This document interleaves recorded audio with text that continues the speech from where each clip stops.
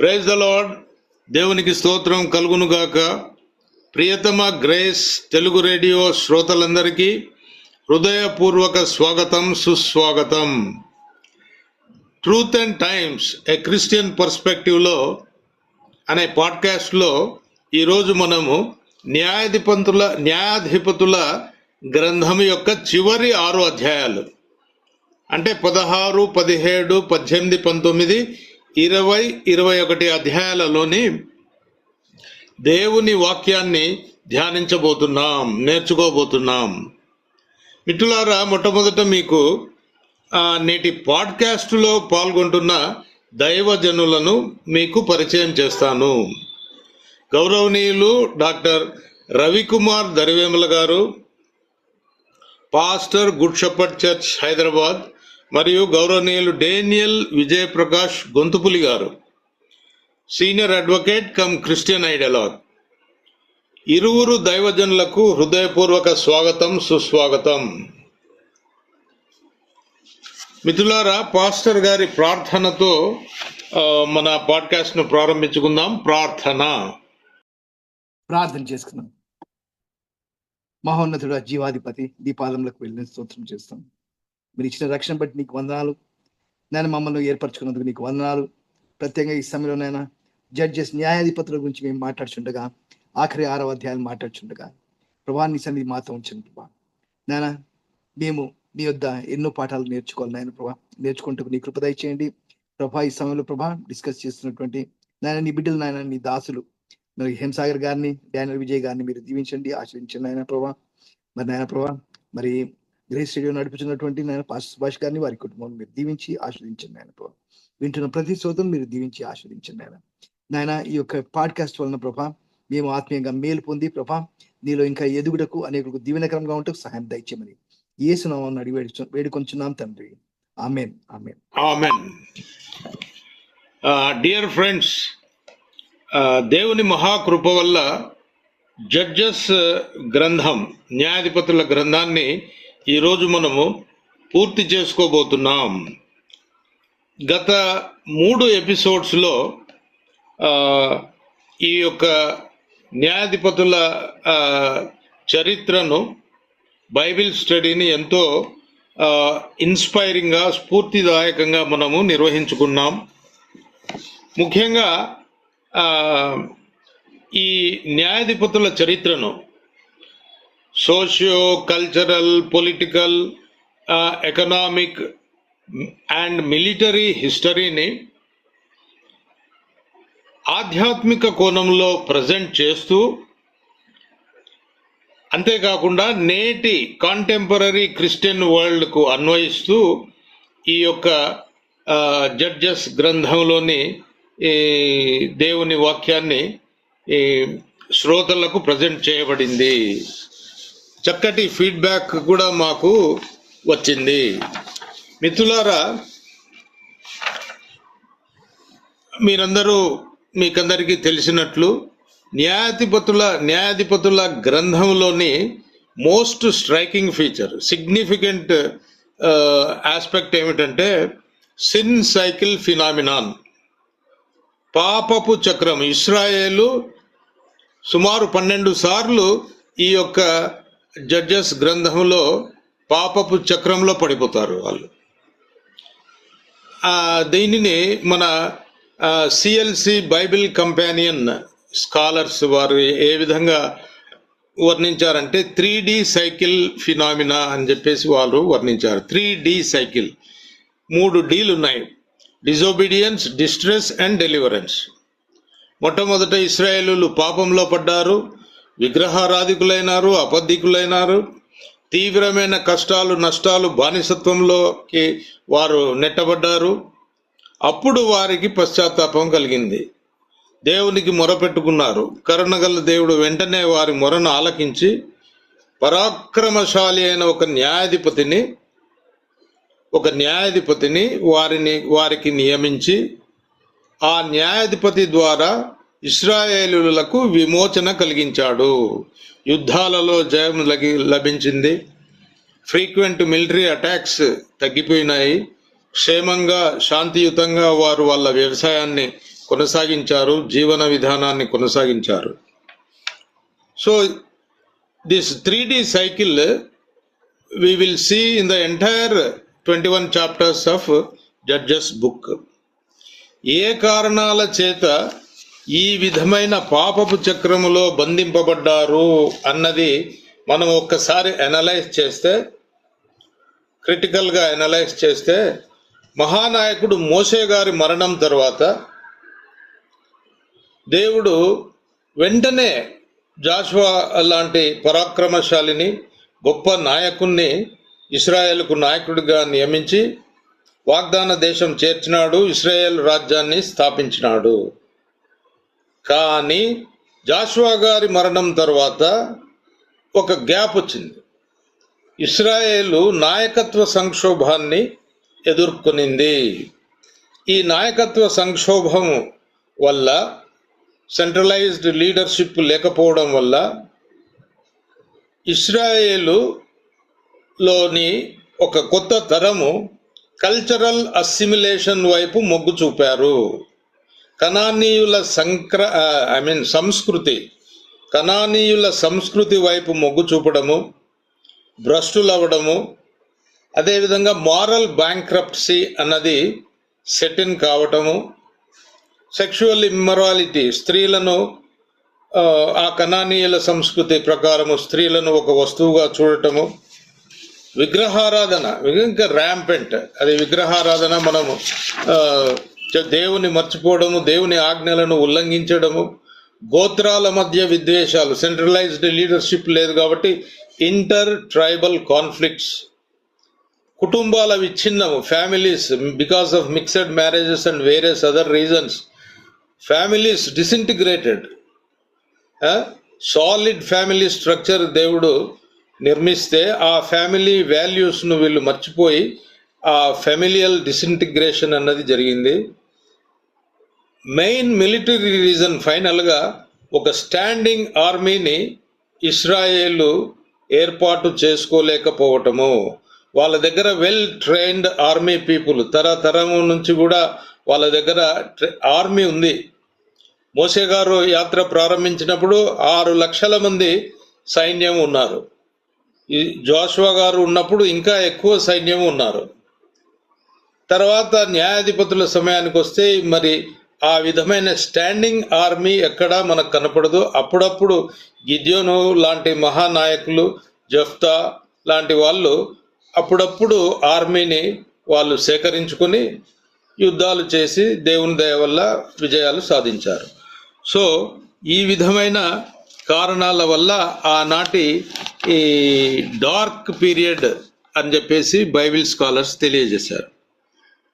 అంతేకాకుండా మిత్రులారా, నేటి పాఠ్యభాగమైన 16 నుంచి 21 అధ్యాయాలు మనం పరిశీలిస్తే శాంసన్ గారి తర్వాత న్యాయాధిపతులు పెద్దగా బలమైన నాయకులు ఎవరు కనపడరు. మీరు బాగా గమనించుంటారు. After Samson there were no judges almost. Another striking feature ఏమిటంటే 18 నుండి 21 అధ్యాయాల వరకు అన్నిటిలో 6 సార్లు ఈ వాక్యం రాయబడింది. మీరు బాగా చూసింటారు కూడా. ఇశ్రాయేలుకు రాజు లేడు, ఆ ట్రైబ్స్ అన్ని స్వతంత్రంగా వ్యవహరిస్తూ వచ్చినాయి అనే మాట 6 సార్లు పునరావృతమైంది, ప్రస్తావింపబడ్డది. సో ఈ సిచ్యువేషన్ ఏమి సూచిస్తుంది అంటే సాంఘిక రాజకీయ అస్తవ్యస్త పరిస్థితి, కేంద్ర నాయకత్వం లేకపోవడము, న్యాయ వ్యవస్థ ముఖ్యంగా ఇశ్రాయేలీయులకు డిస్పెన్సేషన్ ఆఫ్ జస్టిస్ అనే వ్యవస్థ ఒకటి లేకపోవడము, తర్వాత ఆధ్యాత్మిక అరాచకత్వం, spiritual anarchy. This is very bad situation. అందుకే కాబోలు బైబిల్ స్కాలర్స్ డార్కెస్ట్ పీరియడ్ అని చెప్పేసి వర్ణించారు. మిత్రులారా, మనము బ్రీఫ్గా చాప్టర్ వైజ్ అనాలిసిస్ ఒక 2 నిమిషాల్లో ముగించేస్తాము. 16వ అధ్యాయంలో చూస్తే సంసోను గారి యొక్క ట్రాజిక్ ఎండ్. ఈ ట్రాజిక్ ఎండ్ను బైబిల్ స్కాలర్స్ చాలా పోయటిక్గా వర్ణించారు. Even in his glorious death he delivered poetic justice. ఆ విధంగా న్యాయాధిపతి అయిన సంసోను గారి చరిత్ర మనకు 16వ అధ్యాయంలో ఆయన ట్రాజిక్ ఎండ్ కనిపిస్తుంది. 17వ అధ్యాయానికి వస్తే మీకా అనే ఒక peculiar character, we must say perverted character కనిపిస్తుంది. ఇతను న్యాయాధిపతి అయితే కాదు, he was not a judge. నిజమైన దేవుడు యెహోవా అని తెలిసి కూడా అతను స్వంతంగా రూపొందించుకున్న ఒక మిశ్రమ మతాన్ని అతను ఎంచుకుంటాడు. Syncretism, he followed a syncretism, mixture of many good features of different religions. He invented his own religion. ఇంట్లోనే దేవాలయం పెట్టుకున్నాడు, పోసిన వెండి విగ్రహాలను పెట్టుకున్నాడు, ఆ యొక్క కుటుంబ దేవతల విగ్రహాలు పెట్టుకున్నాడు, ఏఫోదును తానే తయారు చేసుకున్నాడు. మొదట్లో అయితే కుమారుణ్ణే యాజకునిగా నియమించుకున్నాడు. తదుపరి ఒక లేవీయుణ్ణి పట్టుకుని ఆయనకు జీతం ఇస్తూ ఆ యొక్క మతాన్ని వ్యాపారంగా మార్చుకున్నాడు ఈ యొక్క ఈ మీకా కూడా న్యాయాధిపతి కానప్పటికీ ఈ క్యారెక్టర్లోని ఆ దుర్గుణాలన్నీ మనకు నేటి క్రైస్తవులకు ఎన్నో మంచి పాఠాలు నేర్పిస్తుందని చెప్పడంలో ఎటువంటి అతిశయోక్తి లేదు. తర్వాత మిత్రులారా 18th చాప్టర్కి వస్తే దేవుని పిల్లలైన దాను గోత్రీయులు, all Israelites are God's children. Dan గోత్రీయులు ఈ సందర్భంలో ఈ 18వ అధ్యాయంలో కొంత కనానీయుల కల్చర్, పాగన్ కల్చర్ను వాళ్ళు అడాప్ట్ చేసుకుని ఈ యొక్క మాబ్ వయలెన్స్ అనే సంస్కృతికి వారు ప్రదర్శిస్తారు. వారు వాళ్ళ స్వాస్థ్యాన్ని స్వతంత్రించుకోవటానికి లాయిషు నగరానికి వెళ్తూ మధ్యలో ఎఫ్రాయిం ప్రదేశమైన ఈ యొక్క మీకా ప్రదేశానికి వచ్చి మీకా టెంపుల్ను వాళ్ళు ఆల్మోస్ట్ అటాక్ చేసి దాంట్లో ఉన్న విగ్రహాలను, ఏఫోదును, తర్వాత యాజకుని కూడా వాళ్ళు తీసుకొని దానిని డిసిక్రేట్ చేసి వెళ్ళిపోతారు. This is a sort of mob violence. ఎందుకంటే వారు సొంత ప్రజలైన ఎఫ్రాయిం ప్రదేశంలో నివసిస్తున్న మీకా వారు కూడా ఇశ్రాయేలీయులే, బట్ పర్వర్టెడ్ ఇజ్రాయలైట్స్. వారిని వీరు దోచుకొని వెళ్ళిపోయారు. తదుపరి వారి స్వతంత్రించుకున్నారు. ఈ మాబ్ వైలెన్స్ మనకు ఏమి నేర్పిస్తుందంటే, ఈరోజు మనకు ఈ విష సంస్కృతి ఎన్నో రాష్ట్రాల్లో కనిపిస్తుంది, దీన్ని గుర్తు చేస్తూ ఉంది. అదేవిధంగా మిత్రులారా 19వ అధ్యాయము saddest chapter in the book of Judges. ఎందుకంటే ఇది మనకు సొదోమాను గుర్తు చేస్తుంది. It is the 19th chapter is like repetition of Sodom story. అందుకే కాబోలు బైబిల్ స్కాలర్స్ జడ్జెస్ యొక్క పీరియడ్ను 300 ఏండ్ల జడ్జెస్ పీరియడ్ను darkest period in the history of Israelites అని చెప్పేసి వర్ణించారు. అదేవిధంగా ఇప్పుడు మనం 20-21వ అధ్యాయాలకు వస్తే ఇజ్రాయెల్ గోత్రాల మధ్య అంతర్యుద్ధం, ఇంటర్ ట్రైబల్ కాన్ఫ్లిక్ట్స్. మిత్రులారా, ఇది మీకు ఏం గుర్తొస్తుంది? నేటి మణిపూర్ గుర్తొస్తుంది తప్పకుండా. మణిపూర్లో what is happening today? Nagas versus Kuki Zos. Naga Christians are pitted against Kuki Zos. ఇద్దరు ఒకరినొకరు చంపుకుంటున్నారు, ఒకరినొకరు కిడ్నాప్ చేసుకుంటున్నారు, వాళ్ళ పాస్టర్లను చంపుతున్నారు. ఈ విధమైన వయలెన్స్ జరుగుతూ ఉంది. చాలామంది గృహాలు దహనం చేసినారు, ఒకరినొకరు ధ్వంసం చేసుకుంటున్నారు, ప్రాపర్టీస్, ఊర్లు వదిలిపెట్టి వెళ్ళిపోతూ ఉన్నారు. ఈ విధమైన ప్రభుత్వము నిమ్మకు నేరెత్తినట్టు కూర్చున్నారు. వాళ్ళిద్దరికి గన్స్ ఇచ్చారు, వాళ్ళిద్దరికి బుల్లెట్స్ ఇచ్చారు. మీరు మీరు యూ పుల్ ద ట్రిగ్గర్స్ అని వాళ్ళిద్దరికి ఇచ్చి వాళ్ళు ఇద్దరు నాశనం అవుతుంటే వీళ్ళు జల్సాగా కూర్చొని స్పెక్టేటర్ ప్రేక్షక పాత్ర వహించినారు. ఇది మన అడ్మినిస్ట్రేషన్. సో ఈ విధంగా 20-21 అధ్యాయాల్లో మనకు ఆ విధమైన ఇంటర్ ట్రైబల్ కాన్ఫ్లిక్ట్స్ జరుగుతుంది. స్వతంత్రంగా వ్యవహరించింది. God united but Satan divided. అయినా కానీ మిత్రులారా, అల్టిమేట్ ట్రూత్ మనకు ఆ, ఏం బోధిస్తుందంటే, వీరు ఎంత విడనాడినా దేవుడైతే యెహోవా దేవుడు వీరిని విడనాడలేదు. నాడు నేడు కూడా దేవుడు తనను ప్రేమించిన ఆ, జనాంగాన్ని ఎప్పటికీ విడనాడడు. మిత్రులారా, with this brief introduction let us go to the main debate. Main డిబేట్లో మొట్టమొదటి ప్రశ్న గౌరవనీయులు అడ్వకేట్ గారికి. సంసోను గారు న్యాయాధిపతి, మీకా ఒక పర్వర్టెడ్ ఇజ్రాయలైట్, ఒక పెక్యులర్ క్యారెక్టర్. వీరి ఇద్దరి చరిత్ర నేటి క్రైస్తవులకు ఏమి పాఠాలు బోధిస్తుంది? మీ సందేశంలో వివరించండి. మీకు 15 నిమిషాలు. Thank you very much. Thank you. అందరికీ ప్రైజ్ లాట్. సో జస్ట్ ఒక simple quotation, temptation leads to sin అనేది మనందరికీ తెలుసు. So any type of temptation it will lead to sin. So ఆ టెంప్టేషన్లో it will lead to sin అనే దానిలో ఇక్కడ మనం చూసుకుంటే 2 క్యారెక్టర్లు. ఒకటి శాంసన్. సో శాంసను స్త్రీ చేత టెంప్ట్ చేయబడ్డాడు, లేదా స్త్రీకి లోపడ్డాడు, స్త్రీకి ఇదయ్యాడు. సిమిలర్లీ మీకా విగ్రహాలు, అంటే అతనికి దైవ భయం ఉంది, సొంతంగా ఒక మందిరాన్ని నిర్మించుకున్నాడు, దానిలో ఓ పక్క లేవీడిని పెట్టుకున్నాడు కొడుకు, తర్వాత మళ్ళీ విగ్రహాలని పెట్టుకున్నాడు. సో ఇదొకటి. సో ఇక్కడ ఇద్దరు కూడా they both are different characters. So 1 by 1 మనం చూసినట్లయితే, ఎప్పుడైతే మనం తరచుగా తప్పులు చేసుకుంటూ దేవుని చిత్తానుసారం జీవించకుండా శరీరానుసారం జీవిస్తామో, ఇక్కడ శాంసన్ కూడా అదే పని చేశాడు. రిపీటెడ్గా తప్పులు చేసుకుంటూ వెళ్ళాడు. ఆయనకున్న పిలుపు వేరు. ఆ పిలుపుని ఒక స్త్రీ కోసం వాడుకొని ఆయన ఫిలిస్టీన్లు జయిస్తూనే వచ్చాడు. జయిస్తూ వచ్చినప్పుడు కూడా ఆయన చేసింది ఏంటంటే, అన్నీ కూడా ఆ స్త్రీ సెంటర్డ్గానే ఉన్నాయి. ఒక వేశ్య, లేకపోతే అంతకుముందు అతను పెళ్లి చేసుకుందాం అనుకున్నాము, తర్వాత వేశ్య, ఆ సెంటర్డ్గానే ఫిలిస్టీన్లకి అతనికి యుద్ధం జరుగుతూనే వచ్చింది. సో ఈ క్రమంలో ఇక్కడ 2, ఒకటి శరీరానుసారమైన గుడితనం, ఆత్మానుసారమైన గుడితనం. ఎప్పుడైతే మనకు ఆత్మానుసారమైన గుడితనం ఉంటుందో, శరీరానుసారమైన గుడితనం కూడా ఇక్కడ శాంసన్కి వచ్చింది.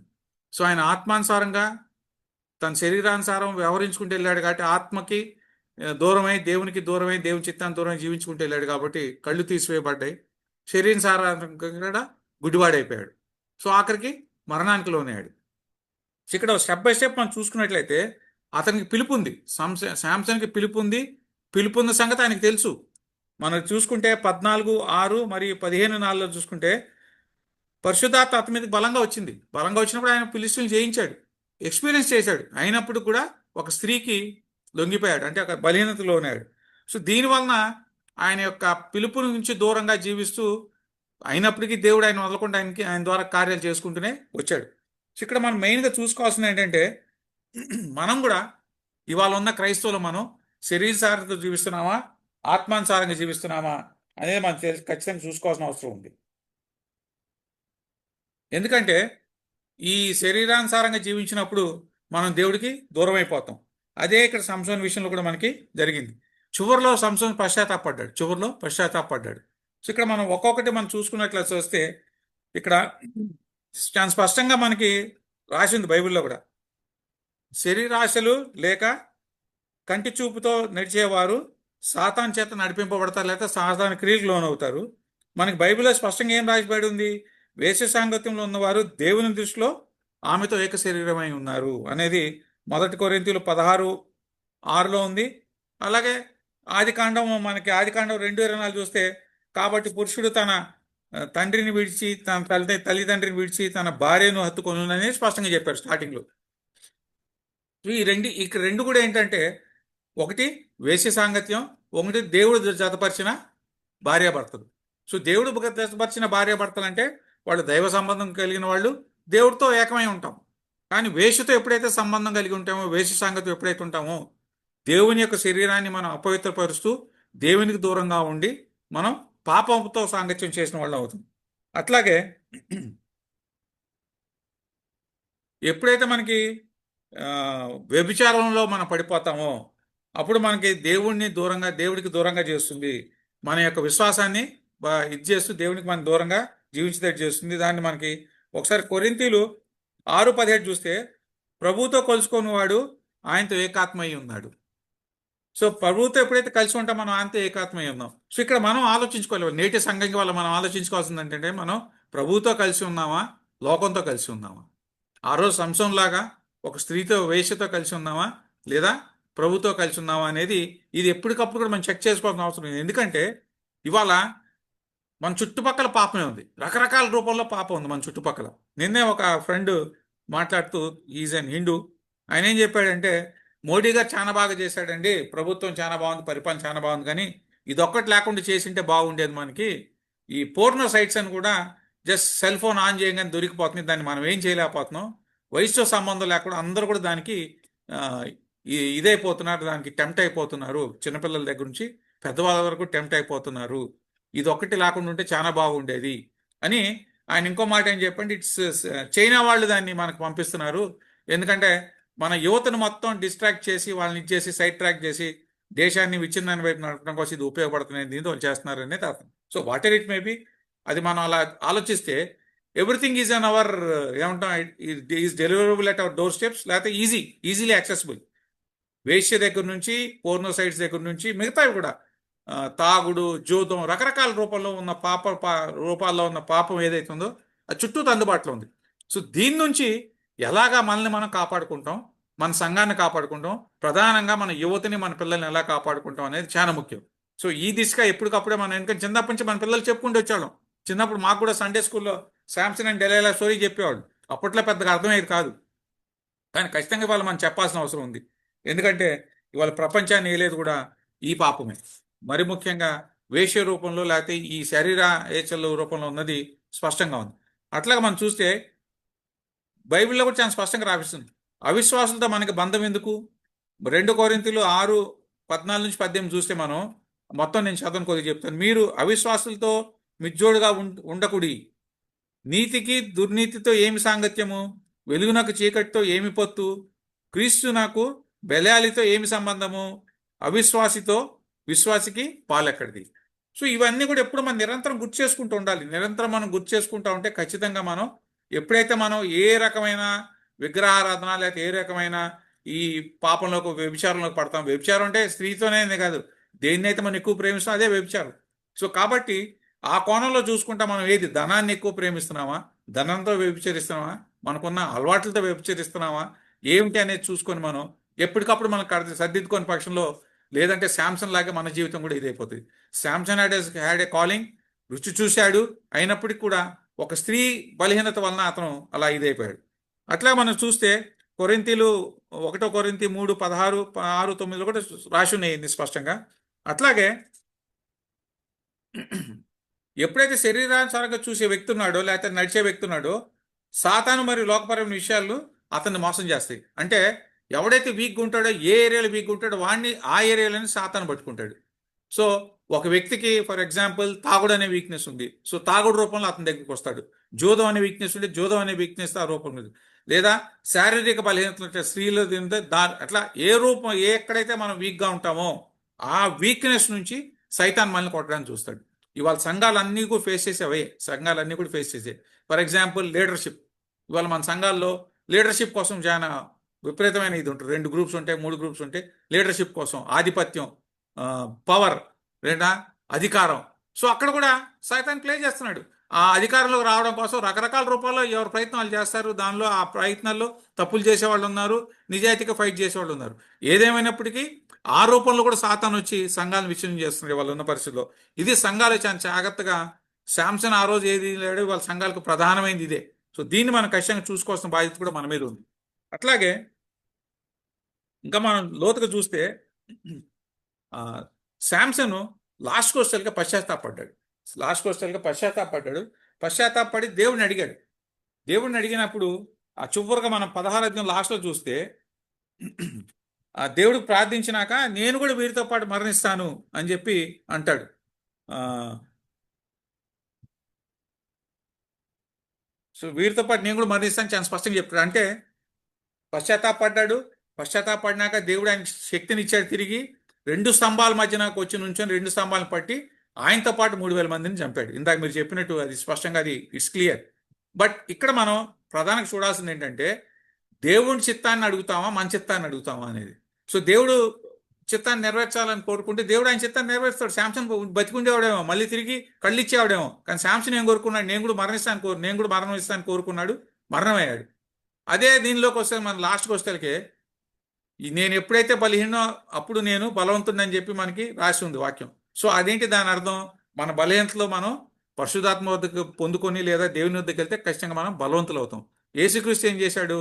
Right from the beginning last వరకు కూడా దేవుని చిత్తానుసారం జీవించాడు. ఆయన చిత్తాన్ని ఎప్పుడు కోరుకోలే. దేవుని చిత్తాన్నే, తండ్రి చిత్తాన్ని కోరుకున్నాడు. లేఖనాలను నెరవేర్చాలని చెప్పి కోరుకున్నాడు. ఎప్పటికప్పుడు దేవుణ్ణి అదే శక్తి అడుక్కుంటూ వచ్చాడు. లాస్ట్ వరకు కూడా 2 దొంగల మధ్యన లేదా 2 శిలువల మధ్యన ఆయన మరణం పొందాడు. శాంసన్ 2 స్తంభాల మధ్యన మరణం పొందితే యేసుక్రీస్తు 2 శిలువల మధ్యన లేదా 2 దొంగల మధ్య మరణం పొంది ఆయన ఏం కోరుకున్నాడు అక్కడ? దేవా ఆయనను నీ చిత్తం ఏదైతే అదే నెరవేర్చని చెప్పి అడిగాడు. సో దేవుని చిత్తాన్ని కోరుకున్నాడు. సో దేవుని చిత్తం ఏమేమి? ఆయన మరణించడం, ఆయన ద్వారా మనందరికి కూడా జీవం రావడం. సో ఇది కోరుకున్నాడు, ఆయన దేవుని చిత్తాన్ని నెరవేర్చాడు. వేరే శాంసన్ ఆయన చిత్తం కోరుకున్నాడు, తన సొంత చిత్తాన్ని కోరుకున్నాడు లాస్ట్లో కూడా. అయినప్పటికీ దేవుడు దాన్నే ఇచ్చాడు. సో ఇది మనకి కొత్త నిబంధనలు ఛాన్సార్లు రాసింది. ఇప్పుడు నాకు రెఫరెన్సెస్ గుర్తులేవు కానీ, but we should as per God's will. ఊరినే మన చిత్తానుసారం మనం చేయకూడదు. We should always as per God's will. దేవా మీ చిత్తం ఏమైందో మీ చిత్తానుసారం జరిగించండి. నా కోరిక అయితే ఇది, కానీ మీ చిత్తానికి నేను అప్పగిస్తున్నాను అనేది ఎప్పుడు కూడా మనల్ని మనం చెక్ చేసుకుంటూ ఎస్పెషల్లీ మన యూత్ని నడిపించాలి. In deciding their careers, in deciding their life partners. ప్రతి అడుగు కూడా అన్నిటిని కూడా మనం చేసుకుంటూ వచ్చినప్పుడు ఖచ్చితంగా, ఎందుకంటే తల్లిదండ్రులకి చాలా స్పష్టంగా చెప్పడం జరిగింది, కానీ తల్లిదండ్రులు అతన్ని ఆ నడిపించడంలో దే ఫెయిల్. సో ఇట్లా ఈ శాంసన్ నుంచి మనం ఖచ్చితంగా ఇవన్నీ చాలా స్పష్టంగా నేర్చుకుంటాం.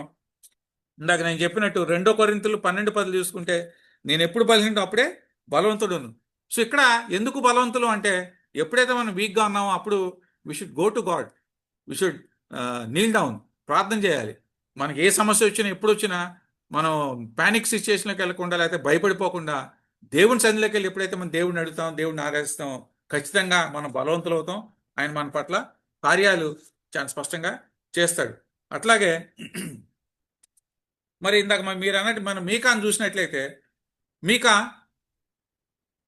తన తల్లికి అవన్నీ ఇచ్చేస్తే ఆమె దానిలోంచి కొంత అమ్మి వచ్చిన డబ్బుల్లోంచి ఆమె తయారు చేసి పెడుతుంది.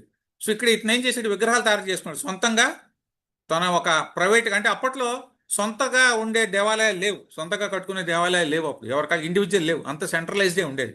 బట్ ఇతనికి మరి ఆలోచన ఎలా వచ్చిందేమో, ఇతను సొంతంగా ఒక ప్రైవేట్ ష్రైన్ అనొచ్చు, ఒక సొంతంగా ఒకటి పెట్టుకున్నాడు. వ్యక్తిగతంగా పెట్టుకొని దానిలో ఏం చేశాడు? విగ్రహాలను కూడా సొంతంగా తయారు చేయించుకొని పెట్టించుకున్నాడు. సో ఈ విగ్రహాలు పెట్టుకోవడమే కాకుండా లేవీయుడు కానివాడిని యాజకత్వంలోకి పెట్టుకున్నాడు. అంటే ముందుగా తన కొడుకుని పెట్టుకున్నాడు. సో ఇక్కడ మనం ప్రధానంగా మనం చూడాల్సిన ఏంటంటే, ఇందాక మీరు చెప్పారు కాబట్టి దానిలోకి నేను వెళ్ళను. ఇక్కడ మనం ఇవాళ చూస్తున్నాం, చాలా మంది ఆలయాలు పెట్టుకుంటున్నాం, చాలా మంది పెట్టుకోకూడదని ఏం లేదు. There is no rule that నేనే పెట్టుకోవాలి, నువ్వు పెట్టుకోకూడదని లేదు. ఎవరికి పిలిపేంటో ఆ పిలుపు మేరకు పెట్టుకోవాలి. ఎందుకంటే ఇక్కడ ప్రధానంగా మనం చెక్ చేసుకోవాల్సింది ఏంటంటే, దేవుని పిలుపు ఉంటేనే ఏ పిలుపు ఉంటే ఆ పిలుపు ప్రకారమే మన యొక్క ఇది ఉండాలి, అవర్ జర్నీ. ఎందుకంటే దేవుణ్ణి అడగాలి, ఆయన చిత్తం ఏమైంది. ఆయన ఆలయం నిర్మించమంటే ఆలయం నిర్మించాలి, లేదా నువ్వు ఎవెంజలిస్ట్గా సేవ చేయమంటే సేవ చేయాలి. ఏదైనా కానీ దేవుడి చిత్తాన్ని ఎరిగి దేవుడి చిత్తానుసారి నడుచుకోకపోతే మీకు అలాగే అవుతుంది. అది చాలా స్పష్టంగా తెలుసుకోవాలి. ఎందుకంటే ఇవాళ సోర్స్ ఆఫ్ లైవ్లీహుడ్ లేదా ఏమంటే మావాడు ఎందుకు పనిచేయడండి, వీడిని సేవకు పంపిద్దాం అనుకుంటున్నాం అనేది చాలా మంది పెద్దవాళ్ళు అంటాం, నేను విన్నాను. సో అది పోవాలి.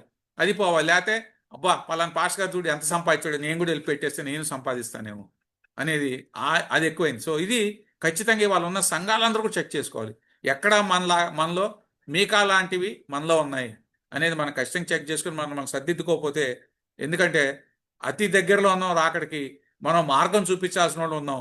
మనం మార్గం చూపించకపోతే మన మనల్ని చూసి ఇప్పుడు నడుచుకునే మన పిల్లలు కానీ మిగతా వాళ్ళు కానీ తప్పుదోవలో పడిపోయే ఇది ఉంటుంది. కాబట్టి ఖచ్చితంగా దేవుని చిత్తం ఏమైంది, ఆయన చిత్తానుసారం మనం నడుచుకునే పక్షంలో ఏదో ఒక రోజు మనం పడిపోతాం. ఎప్పుడైతే మనం సొంతంగా ఉంటామో, దానికి రీసెంట్గా మా కజిన్ ఒక ఆయన ఉన్నాడు. ఆయన కూడా ఫుల్ టైం సేవలోకి వచ్చాడు. ఈఎస్ రిజైన్ టు హిస్ ఆయన బ్యాంక్ ఆఫీసర్. సో ఆయన ఏమన్నాడంటే, ఆ, రెండు ఉంటాయి విజయ్. ఒకటి పిలుపు, పులుపు. పిలుపున్న వాళ్ళ సేవ వేరుగుంటుంది, పులుపుతో వచ్చిన సేవ వేరుగుంటుంది. సో పిలుపున్న వాళ్ళది సక్సెస్ అవుతుంది. ఎందుకు? దేవుని పిలుపు ప్రకారం వచ్చారు, దేవుని చిత్తానుసారం వాళ్ళు నడుచుకుంటారు. కాబట్టి ఆ సేవకి ఎటువంటి ఇబ్బందులు ఉండవు, ఆ సేవకి ఎటువంటి ఇబ్బందులు ఉండవు, హ్యాపీగా వెళ్ళిపోతారు. ఎవరైతే పులుపు అంటే వ్యాపారం కోసం లేకపోతే ఇంకో ఉద్దేశంతో లేకపోతే ఒక సొసైటీలో ఒక దేనికోసం ఏదో కోసం పెట్టిన వాళ్ళు ఉన్నారనుకో, విజిబిలిటీ కోసం పెట్టినారనుకో, వాళ్ళు కష్టాలు ఫేస్ చేస్తారు. కాబట్టి అది మనం చాలా గమనించుకోవాల్సిన అవసరం ఉంది. ఈ గమనించుకొని ఈ దిశగా మనం ప్రయాణం చేయకపోతే మనలో కూడా డివిజన్ వస్తుంది. ఆ రోజు వచ్చింది, మీరు ఇందాక చెప్పారు. సో వచ్చినప్పుడు దాన్ని మళ్ళీ దాని గోత్రులు వచ్చి దాన్ని ఇచ్చేశారు. సో ఆ డివిజన్ అనేది రాకూడదు మనకి. ఆల్రెడీ మనం divided into denominations, water it may be, sect wise లేకపోతే ఇంకోటి డివైడ్ అయి ఉన్నాం క్రైస్తవులుగా. ఆ డివిజన్ ఎందుకు వచ్చిందంటే అందరం ఒకే లెన్స్లోంచి we are not able to see the word of God. యేసుక్రీస్తుని ఒకే లెన్స్లో మనం చూస్తే will be not divided. We are parts of the body. ఏక శరీరమై ఉన్నాం, రకరకాల భాగాలైన ఏక శరీరమై ఉన్నాం. ఎందుకు చూడలేకపోతున్నాం అంటే, మనం ఎందుకు డివైడ్ అయి ఉన్నామంటే we are not seeing in the same lens. ఆ సేమ్ లెన్స్లో ఎప్పుడైతే చూస్తామో, వాక్యాన్ని ఒకే కోణంలో అర్థం చేసుకుని ఒకే కోణంలో ఎప్పుడైతే మనం బోధిస్తామో, అందరూ కూడా ఏక శరీరమై ఉంటాం. ఎటువంటి ఇది ఉండవు. When we are united there is nothing which we can't achieve. అందరం కూడా ఏక మనసుతో ప్రార్థన చేస్తే అసాధ్యమైంది ఏముంది? ఆ రోజు ఎరుకో గోడలు ఎలా కూలిపోయినాయి, అలాగ అన్ని కూలిపోతాయి, దానిలో డౌటే లేదు. ఆ విశ్వాసంతో మనం అందరూ కూడా ముందుకు వెళ్ళాలని చెప్పి తెలియపరుస్తూ మరి ముగిస్తున్నాను. Thank you. Thank you Vijay garu. Thought provoking and inspiring message. We will move to the next question. గౌరవనీయులు పాస్టర్ గారికి, సార్ 18, 19 అధ్యాయాలను అత్యంత చీకటి రోజులని వర్ణించవచ్చునా? నేటి క్రైస్తవ సంఘానికి అన్వయిస్తూ మీ సందేశాన్ని ఇవ్వండి sir. Thank you very much. మీకు 10 నిమిషములు.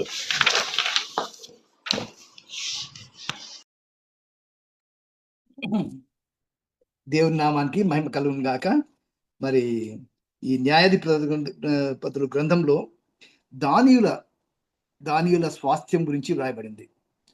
దానియులకు దాను వంశపు వారికి, దాను గోత్రం వారికి మరి ఆల్రెడీ అంతా ప్రిపేర్ చేసేసి మీరు ఆక్యుపై చేసుకోండి, పొజెస్ చేసుకోండి అని చెప్పేసి యెహోషువ గ్రంథము 19వ అధ్యాయము 42 నుంచి 48 వరకు ఉంది. 7వ వంతు చీటి వారి వంశం చొప్పున దానియుల పక్షంగా వచ్చాను. అంతేకాదు 47 చూసినట్లయితే దానియులు సరిహద్దు వారి నుండి అవతలకు వ్యాపించను. దానియులు బయలుదేరి లక్ష్యం మీద యుద్ధం చేసి దాన్ని పట్టుకొని కొల్లబట్టి స్వాధీనపరచుకొని దానిలో నివసించి తమ పితరుడైన దాను పేరును బట్టి ఆ లక్ష్యంకు దాన్ అని పేరు పెట్టి, లక్ష్యం అనే సిటీని ఆల్రెడీ వాళ్ళు జయించి ఆ లక్ష్యంకు పేరు దాను అనే పేరు కూడా పెట్టేస్తారు. కానీ ఇక్కడ చూసినట్లయితే వారు ఇంకా దానియులు స్వాస్థ్యము పొంది ఉండలేదు. న్యాయాధిపతులు 18వ అధ్యాయంలో చూసినట్లయితే దానియులు స్వాస్థ్యము పొంది ఉండలేదు అని దేవుని వాక్యంలో ఉంది. అంటే దేవుడు మనకు ప్రామిస్ చేశాడు, విశ్వాసంతో దాన్ని మనము గైకొనాలి, ఆ ఇచ్చిన ల్యాండ్ను మనం తీసుకోవాలి. కానీ వీళ్ళు నెగ్లెక్ట్ చేశారు. అవిశ్వాసం వలన they fail to trust God. అందువల్లనే అది ఇంకా పొజెస్ చేసుకోలేకపోతున్నారు. Even though God has given them, they could not possess it. అంటే వాళ్ళు దాన్ని స్వాస్థ్యంగా పొంది ఉండలేదు. నిజంగా దీనికి కారణం ఏంటంటే నీవు దేవుని యొక్క వాగ్దానములను నమ్మడం లేదు, దేవుని యందు నీకు విశ్వాసం లేదు. దేవుని యందు విశ్వాసం లేకపోతే మనం వాగ్దానాలను స్వతంత్రించుకోలేము. దేవుడు మనకు ఎన్నో వాగ్దానాలు చేస్తున్నాడు విశ్వాసులకు, కానీ మనము ఆ వాగ్దానాలను నెరవేరుస్తున్నామా లేదా? ముఖ్యంగా ఇక్కడ దానియేలు వంశం చూస్తే దానియేలు రిప్రజెంటెడ్గా ఒక 5 మెంబర్స్ను వాళ్ళు మరి మీరు పోయి విజిట్ చేయండి, మనకు స్థలం ఎక్కడుందో, ఎక్కడ ఖాళీ ఉందో చూస్తామని చెప్పేసి పంపిస్తే వాళ్ళు వెళ్తూ మీకా ఇంట్లో చేరినట్టుగా చూస్తాం. మీకా ఇంటికి వచ్చిన తర్వాత అక్కడ లేవీని చూసి, ఏంటి నువ్వు ఏం చేస్తున్నావు, ఇక్కడ ఎందుకు వచ్చావు నువ్వు అంటే, నేను ఇట్లా మీకాకు నాకు జీతం ఇస్తాడు, నేను అతనికి యాజకుడై ఉన్నాను, కాబట్టి నేను ఇక్కడ ఉంటున్నాను అని చెప్తే వాళ్ళు ఏమంటున్నారంటే, దానియులు ఆ యాజకుడిని అడుగుతారు, మరి మేమేంటి యుద్ధానికి వెళ్ళాలన్నా వద్దా, మరి ఏంటి శుభం కలుగుతుందా నష్టం కలుగుతుందా అని దేవుని యొద్ద విచారించుము అని వాళ్ళు అడుగుతా ఉన్నారు. అంటే ఆయన ఏమంటారంటే మీరు చేయబోవు యెహోవా దృష్టికి అనుకూలమని వాంతో చెప్పాను. యెహోవా దృష్టికి మరి అనుకూలం అని చెప్తా ఉన్నానంటే అక్కడ ఉన్నదేమో విగ్రహాలు, గృహ దేవతలు ఉన్నాయి, పోసినటువంటి విగ్రహం ఉంది.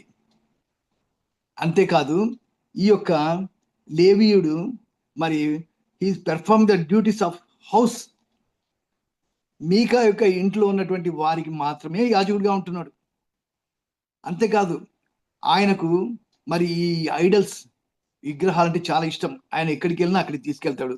ఈ దానియులు ఎత్తుకొని పోతుంటే వెంటనే ఇక్కడ ఉన్నటువంటి మీకా దగ్గర ఉన్నటువంటి ఈ యొక్క విగ్రహాలు, పూత విగ్రహాన్ని, చెక్కడు విగ్రహాలను, గృహ దేవతలన్నీ తీసుకొని వెళ్తా ఉన్నాడు. అండ్ ఈయన విగ్రహారాధికుడు ఈ లేవీయుడు, కానీ దేవుని తరఫున మాట్లాడుతున్నాడు. యెహోవా దృష్టికి అనుకూలము. ఈ కాలంలో చాలా మంది ఫాల్స్ రిలీజియన్స్, ఫాల్స్ వర్షిప్, వాళ్ళు కూడా మనలాగానే క్రిస్టియన్స్ లాగానే వాళ్ళు కూడా మరి క్రిస్టియన్ లాగా బిహేవ్ చేస్తున్నారు, క్రిస్టియన్ లాగా బైబిల్ పెడుతున్నారు. కానీ వాళ్ళు మరి లాభం కోసమనో, పదవి కోసమనో, మరి లేకపోతే వాళ్ళ క్యారియర్ కోసమనో, లేకపోతే డబ్బు సంపాదించడం కోసమనో, ఏదో ఒక రంగంగా లాభం రావాలని చెప్పేసి వాళ్ళు క్రిస్టియానిటీ అంటే మరి చాలా మంది దేవుని పేరు చెప్పుకొని బిజినెస్లు చేస్తూ ఉన్నారు. సో ఇది కూడా ఒక బిజినెస్ అన్నమాట. So Micah is doing business. అంతేకాదు ఈ యాజకుడు కూడా దేవుని తరఫున మాట్లాడుతూ ఉన్నాడు. యాక్చువల్గా ఏంటంటే ఆయన విగ్రహాలను పూజిస్తూ ఉన్నాడు. మరి it's a counter fit religion. చాలా మంది మోసపోతా ఉన్నాం. మనం ఇంకా చాలా మంది బైబిల్ పట్టుకుంటారు, వాళ్ళు సరైన సువార్త చెప్పరు. అంతేకాదు దేవుని వాక్యం సరైన విధిగా చెప్పరు. మరి ఇంకా ప్రజలను మోసం చేస్తూ ఉన్నారు. అలాంటి యొక్క బోధలు ఎన్నో ఉంటున్నాయి మనకు. అబద్ధ బోధకుల నుంచి దేవుని వాక్యంలో ఎన్నోసార్లు అయిపోయింది. క్రూరమైన తోడేలను కూడా దేవుని వాక్యంలో ఉంది. మరి ఇక్కడ చూసినట్లయితే మరి అలాంటి వ్యక్తి దగ్గరికి వచ్చి మరి దానియులు మిస్గైడ్ అయిపోయినారు. సో యెహోవా మాకు దృష్టికి అనుకూలం అని చెప్పేసి మేము చేయబోని పని మంచిది అనుకొని వాళ్ళు యుద్ధానికి వెళ్తున్నట్టుగా మనం చూస్తున్నాం. అయితే అక్కడుండే వాళ్ళు మరి యుద్ధానికి వెళ్ళినారు. ఇక్కడ పాపము అమాయక జనులు, వాళ్ళు ఏమి యుద్ధం సిద్ధం లేని వాళ్ళతోటి జయించి మొత్తానికి ఫైనల్గా వాళ్ళు ఒక ప్రదేశాన్ని ఆక్యుపై చేశారు. ముఖ్యంగా లాయిష్ను కూడా మీరు వాళ్ళు ఆక్యుపై చేసినట్టు చూస్తున్నారు. ఇవన్నీ కూడా మరి అయిన తర్వాత వాళ్ళు మరి పట్టుకున్న తర్వాత ఆ యొక్క ప్రదేశాన్ని గెలిచిన తర్వాత, ఆక్యుపై చేసుకున్న తర్వాత మీకా దగ్గర ఉన్నటువంటి ఆ యాజకుడిని తీసుకొని వస్తున్నారు. ఆయన దగ్గర ఉన్నటువంటి గృహ దేవతలు, ఆయన దగ్గర ఉన్న విగ్రహాన్ని తీసుకొని వస్తూ ఉంటే మీకా పాపం అయ్యో ఎంట పడతా ఉన్నాడు. ఎంటపడి ఆ దానియుల దగ్గరికి, అయ్యా నా విగ్రహాన్ని నాకు ఇచ్చేసేయండి అని చెప్పేసి బతిమలాడుతూ ఉంటే వాళ్ళ కోపం వచ్చేసింది. ఆయన ఏమంటున్నాడంటే ఈ యొక్క మీకా ఏమంటున్నాడంటే, నేను చేయించిన నా దేవతలు నేను ప్రతిష్ఠించిన యాజకుడు మీరు పట్టుకుని పోచున్నారు, ఇక నా యుద్ధ ఏమున్నది అంటే దేవుని నమ్మకుండా, నిజమైన దేవుని ఆశ్రయించకుండా విగ్రహాన్ని ఆశ్రయించి నాకు ఈ విగ్రహాలు పోతే ఇంకా నాకేంటి, ఇంకా ఈ విగ్రహాలు ఏంటంటే మన యొక్క డబ్బు, మన యొక్క ఆస్తి, మన యొక్క పదవి, లేకపోతే మన యొక్క అందము, లేకపోతే మన యొక్క క్యారియర్, ఇవన్నీ కూడా మనకు విగ్రహాలు ఉన్నాయి. ఇవన్నీ పోతే అయ్యో ఎట్లా అని చెప్పేసి బాధపడతా ఉన్నారు. అలాగే మీకా బాధపడుతున్నాడు.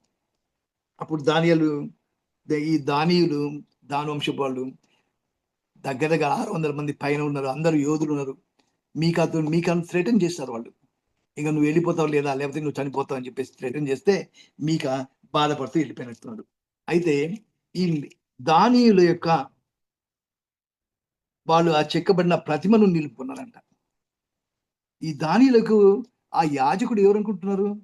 ఇక్కడ చూసినట్లయితే దేవుని వాక్యం చూస్తే 30వ వచనం చూసినట్లయితే 18వ అధ్యాయం 30వ వచనంలో, మోషే మన్మడును గెర్షోను కుమారుడైన యోనాతను వాడును వాని కుమారుని ఆ దేశము చెరపట్టబడే వరకు దానియుల గోత్రములకు యాజకులై ఉంటుంది. ఎంత ఘోరమైన పరిస్థితి అంటే, మోషే ఒకప్పుడు మరి ఇశ్రాయేలును ఐగుప్తులో నుంచి కనాను వరకు నడిపించిన దేవుడు. కనిపించినటువంటి నాయకుడు. అటువంటి నాయకుని యొక్క మనుమడు గెర్షోను కుమారుడైన యోనాతాన్, అంటే ముని మనుమడు యోనాతాన్, మోషే యొక్క. ఆయన మరి దానియేలు గోత్రముకు యాజకుడిగా ఉంటున్నాడు. ఆయన కుమారులు ఎప్పటి వరకు? ఆ దేశము చెరపట్టబడు వరకు, దేవుని మందిరం షిలోహులో ఉన్న దినములన్నిటి వారు మీకా చేయించే ప్రతిమను నిలుపుకొని ఉండ్రి. అంటే షిలోహులో ఎంతకాలం దేవుని యొక్క మందసం ఉందో, దేవుని యొక్క మందిరం ఉందో, అంతవరకు కూడా వీళ్ళు మరి మోషే యొక్క ముని మనుమడు గెర్షోం కుమారుడు మరి యోనాతాను మరి యాజకులుగా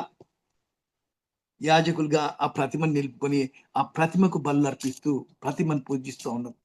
ఇటువంటి ఘోరమైన పరిస్థితి ఎందుకు వస్తుందంటే, ఒక మీకా చేసినందువలన అది ఏమైందంటే అది స్ప్రెడ్ అయిపోయింది.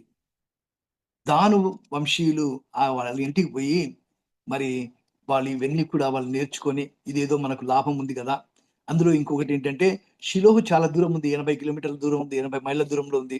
మేము ఎందుకు వెళ్ళాలి, ఇక్కడ మనము దేవునికి మనం అనుకొని వాళ్ళు ప్రతిమనే నిజమైన దేవుడిగా భావించి విగ్రహారాధనలో పడి దేవునికి దూరం అయిపోతున్నారు, అంధకారంలో జీవిస్తున్నారు. నిజంగా ఇస్రాయల్ పీరియడ్ లో డార్కెస్ట్ పీరియడ్. 19వ అధ్యాయంలో చూసినట్లయితే మరి చాలా ఘోరమైన విషయం ఏంటంటే, మరి లేవీయుడు ఉపపత్నిని ఉంచుకోవడం. అంతేకాదు, వీరు రాత్రి వెళ్తూ ఈ గిబియా అనే ప్రదేశంకి వచ్చారు. అక్కడ వాళ్ళకు ఆతిథ్యం ఎవ్వరు ఇవ్వలేదు.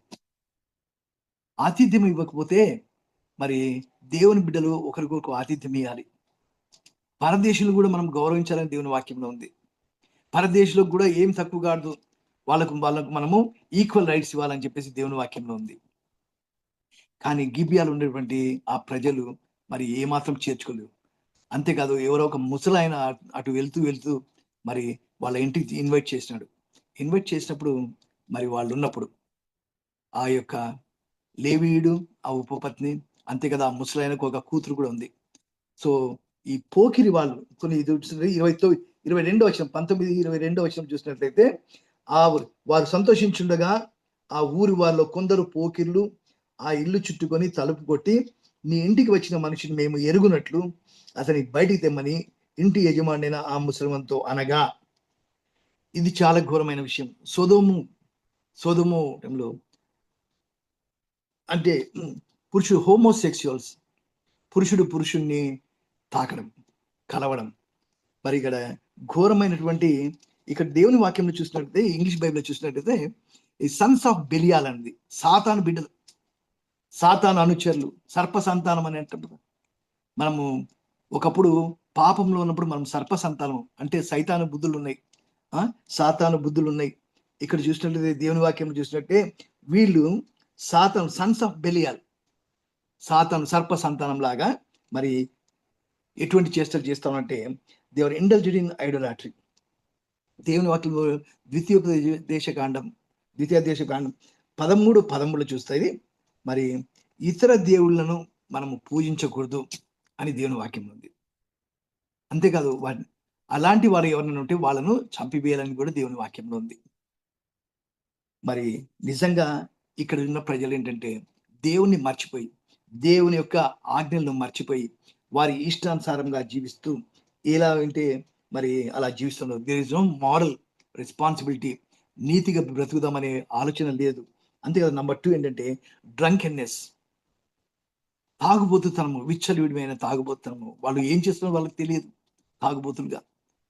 మరి ఈరోజు ఇంకా సాతాను శిష్యులుగా ఎంతమంది మనం ఉంటాం, అలాంటి అలవాట్లు ఇంకా బానిసలుగా ఉంటున్నాం మనం, ఇంకా విగ్రహారాధన చేసుకుంటూ, ఇంకా తాగుబోతుతనం చేసుకుంటూ. అంతేకాదు, 3వ చూసినట్లయితే మరి డ్రంకెనెస్సే కాదు, మరి వారు దేవుణ్ణి ఎరుగని వారు, they have rejected Jesus Christ. దేవుణ్ణి రిజెక్ట్ చేసినటువంటి వాళ్ళు దుర్మార్గులను దేవుని వాక్యం ఉంది. మరి ఏలీ కుమారులు వాళ్ళు దుర్మార్గులు ఉంటున్నారు, దేవుణ్ణి ఎరుగని వారుగా బిహేవ్ చేస్తారు, ఈవెన్ దో ఆయన ఏలీ కుమారులు అయినప్పటికీ. అలాంటి వాళ్ళు సాతాను యొక్క అనుచరులు, సాతాను శిష్యులు, లేకపోతే సర్ప సంతానము. మరి అలాంటి వాళ్ళు వచ్చి ఇక్కడ ఏం చేస్తున్నారంటే మరి మాకు కావాలి, అండ్ దే వాంట్ డూ సోదోమి. మరి ఇటువంటి కార్యక్రమాలు, హీనమైనటువంటి నీచమైన కార్యాలు చేసేటువంటి వాళ్ళు మరి వారు అన్నప్పుడు మరి ఈ యొక్క ముసలాయన తర్వాత లేవిడు ఇద్దరు భయస్సులు వారు ఏం చేస్తున్నారంటే ఆ యొక్క ఉపపత్నిని బయటికి పంపించారు. వాళ్ళు ఆమెతో ఉండి ఆమెను చంపేసినట్లుగా చూస్తున్నాం. అంటే ఇది ఘోరమైన పరిస్థితి. 30వ వచనం చూసినట్లయితే ఇశ్రాయేలు నుండి వచ్చిన దినం మొదలుకొని నేటి వరకు ఇలాంటి పని జరుగుతాయని వినపట్టాను లేదు. మీరు ఇది మనస్సుకు తెచ్చుకొని దీన్ని బట్టి ఆలోచన చేసి దీని గురించి మాట్లాడండి. ఇంత ఘోరమైనది మరి ఒక ఒక ఉపపత్నిని ఇంత ఘోరంగా మరి అవమానపరిచి చంపడం అనేది ఇంత ఘోరమైన కృత్యం ఎప్పుడు జరగలేదు అని ఇక దేవుని వాక్యం ఉంది. అంతకంటే ఘోరంగా దేవుణ్ణి విడిచారు, దేవునికి తిరుగుబాటు చేశారు, దేవునితో సంబంధం లేకుండా వారి ఇష్టానుసారంగా జీవిస్తూ ఉన్నారు. ఈ విధంగా మరి ఆనాటి ఇశ్రాయేలు ఎంతో ఘోరమైన పరిస్థితిలో ఉంటున్నారు. మరి ఆ పని చేసింది బెన్యామీను గోత్రం వాళ్ళు. ఈ బెన్యామీన్ గోత్రం వాళ్ళు అలాంటి పరిస్థితి, మరి అలాంటి వాళ్ళ ఇంట్లో వారి యొక్క పట్టణంలో అలాంటి వారు ఉన్నా అంటే వాళ్ళను మరి శిక్షించాలి లెక్క ప్రకారం. కానీ అలాంటి వాళ్ళను మాకు అప్పగించండి అని చెప్పేసి వాళ్ళు ఇశ్రాయేల్ అంతా అడిగితే మరి బెన్యామీను తమ సోదరు ఇశ్రాయేల్ మాట విననొల్లక ఆ దుష్టగులను అప్పగించినట్టే వీరు వినడం లేదు. అంటే they are encouraging such people. So మనలో ఎంతమంది అలా ఉంటున్నాం?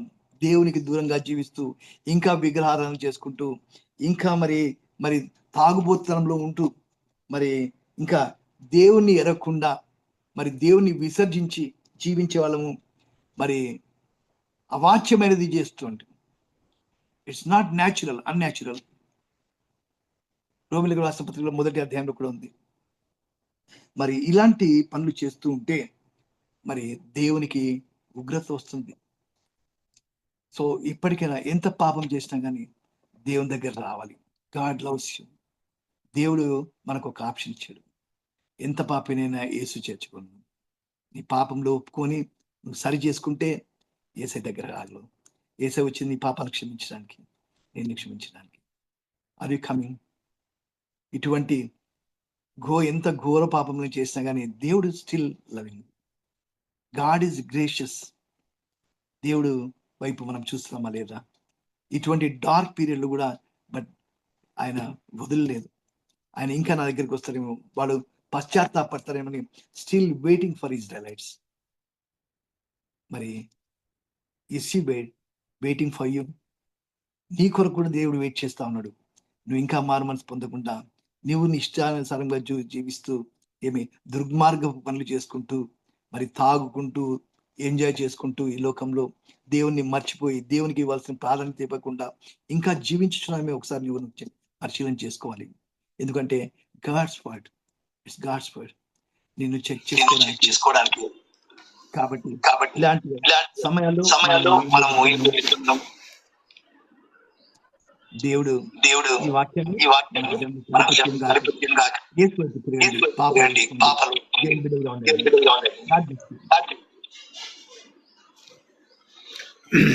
Thank you pastor garu. Soul stirring message. నిజంగా it's truly a soul stirring message, very relevant to the modern Indian Christian society. Thank you very much, sir. We will move to the next question. గౌరవనీయులు advocate గారికి మనము 20వ అధ్యాయంలో inter tribal conflicts, గోత్రాల మధ్య యుద్ధము చూస్తాము. ఈ అంతర్యుద్ధం అన్నది ఈ నేటి క్రైస్తవులకు ఏమి పాఠాలు నేర్పిస్తుంది? మీ సందేశంలో వివరించండి. 10 నిమిషములు సమయం. Thank you very much sir. Thank you. ఇక్కడ మీరు చెప్పినట్టు మరి తెగల మధ్యన యుద్ధం వచ్చింది. తెగల మధ్య యుద్ధం రావడానికి ప్రధాన కారణం ఏంటని చూస్తే మనం పాపానికి వ్యతిరేకంగా యుద్ధం. ఒక తెగ పాపం వైపు ఉంది, మిగిలిన అన్ని తెగలు పాపానికి వ్యతిరేకంగా కలిసి వచ్చాయి. ఇశ్రాయేలీలో ఉన్న 12 తెగల్లోంచి 11 తెగలు ఒక పక్కకు వస్తే ఒక తెగ ఒక పక్కకు ఉంది. సో వాళ్ళు ఇక్కడ మనం ఒక పక్కన యూనిటీ ఉంది, ఇంకో పక్కన డిస్యూనిటీ ఉంది. ఒక తెగ వేరుపడింది, మిగతా తెగలన్నీ కూడా అన్నీ కలిసి వచ్చినాయి. దేనికి వ్యతిరేకంగా? పాపానికి వ్యతిరేకంగా కలిసి వచ్చినాయి. సో ఈ అంశాన్ని మనం చూసుకున్నట్లయితే ఇవాళ మనం పాపానికి వ్యతిరేకంగా వాళ్ళందరూ వచ్చి యుద్ధం చేశారు. ఊరినే వచ్చి they did not even just raise their voices and go back. వాళ్ళు యుద్ధం చేశారు. ఎందుకంటే వచ్చి సంప్రదించారు. సంప్రదించినప్పుడు ఏమైంది? వాళ్ళు అప్పచెప్పనన్నారు. ఎవరైతే పాపం చేశారో వాళ్ళని అప్పచెప్పమంటే వాళ్ళు అప్పచెప్పలేదు. అప్పచెప్పకుండా యుద్ధానికి సన్నద్ధులయ్యారు. సో ఇది మనం బాగా గమనించాల్సిన అంశం, నేర్చుకోవాల్సిన అంశం. ఇవాళ మనం మన సంఘాల్లో కానీ సమాజంలో కానీ పాపానికి వ్యతిరేకంగా మన వాయిస్ని రైజ్ చేయగలుగుతున్నామా? యునైటెడ్గా మనం అందరం వాయిస్ రైజ్ చేయగలుగుతున్నామా? ఇవాళ వాయిస్ రైజ్ చేస్తేనే సరిపోదు. వాళ్ళలాగా ఆ రోజు చేసినట్టు యుద్ధం కూడా చేయాల్సిన అవసరం ఉంది. సో దీనికి ఖచ్చితంగా మనం నేటి సంఘాలు సిద్ధపడి ఉండాలి. ఇక్కడ మనం పాపాన్ని పక్కన పెడితే ఇంటర్నల్ కాన్ఫ్లిక్ట్స్ చాలా ఉన్నాయి. ఇవన్నీ కూడా పవర్ కోసం ఎక్కువ జరుగుతున్నాయి. సో దాన్ని ఎలా మనం అధిగమిస్తాం అనే దానికి ఇది ప్రధానంగా ఇక్కడ మనకి చాలా చక్కగా సూచించారు.